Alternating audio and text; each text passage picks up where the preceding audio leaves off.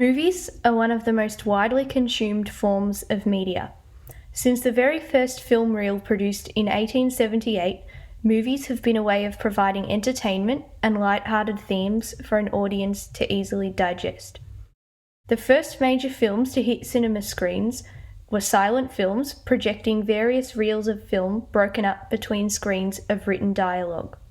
This projected film industry stars such as Charlie Chaplin, Mary Pickford, and Rudolph Valentino to massive amounts of fame, providing audiences with an escape and story to turn to.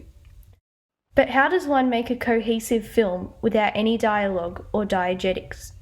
Ask Alfred Hitchcock, who is still referred to today as the master of film. In 1925, Alfred Hitchcock made his directorial debut with the silent film The Pleasure Garden, featuring two choir girls who suffered a very troublesome relationship. 2 years later, his first popular film, Lodger, Story of the London Fog, shaped the beginning of the thriller genre. Lodger marked Hitchcock's distinctive style, made by consistent use of conventions such as blonde females, phobia of authority, and developing a sense of rhythm within camera shots to create suspense. Hitchcock's first 9 finished films emerged from the silent era, in which the technological constraints made it impossible to add audible dialogue to a film.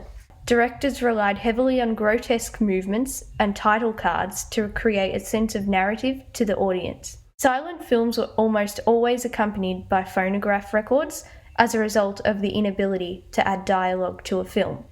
However, Hitchcock's ability to convey meaning through camera work was one of his greatest strengths, and it is evidently seen in the story of the 1927 film Lodger, Story of the London Fog. The London Fog, a prime display of Hitchcock's commonly used conventions, depicts the dark and grim story of a London serial killer, whose character is heavily inspired by Jack the Ripper. Hitchcock quickly became known for his groundbreaking use of technical codes through camera work, most notably being the chilling scene in which the serial killer's hand is seen ominously gliding down the staircase railing. He made use of shadows, dark lighting, and close-ups, not involving character expression, to convey suspense, which continued throughout his whole career. Take this shot, for example, in which Hitchcock uses shadows and lighting to convey a deep sense of guilt. He uses the panels of a window to create a cross on the villain's forehead, using dim lighting and contrast to create eeriness. The symbolic code of the cross relates to Christianity, the religion to which Hitchcock was very devout, and conveys the character's impending fate in an eerie, suspenseful manner. Moving into the 1940s, Hitchcock's career still continued strong while still making use of the thriller conventions and codes he became known for, except this time with a twist, the addition of audible dialogue.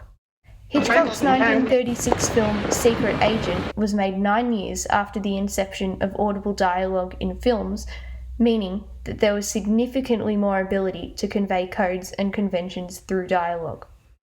Secret Agent was set during World War I, a heavy influence on many of Hitchcock's movies. The movie, featuring themes present throughout many of his films, such as mistaken identity and murder, appealed to the audience of the time, who were in the midst of a world war. Unfortunately, being made during a time of a crippled economy, poor film budgets resulted in inexpert camera techniques and B-grade actors, contributing to the film's poor reception. The social influences of the time, being severely anti-German in nature, made their way into the film, as the spy protagonist must find a way to kill the German enemy. This social and political influence contributed to the mass appeal of Hitchcock's war films, especially to the British nation, to who he was very loyal to in his personal life. Hitchcock's expertise in both areas of film, silent and talkie, largely contributed to his legacy known as the Master of Suspense. Years later, his groundbreaking camera techniques can be seen in films made even today, such as Martin Scorsese's Shutter Island, David Fincher's Panic Room, and most evidently the several modern remakes of Hitchcock's classic films Psycho, The Birds, and Lodger.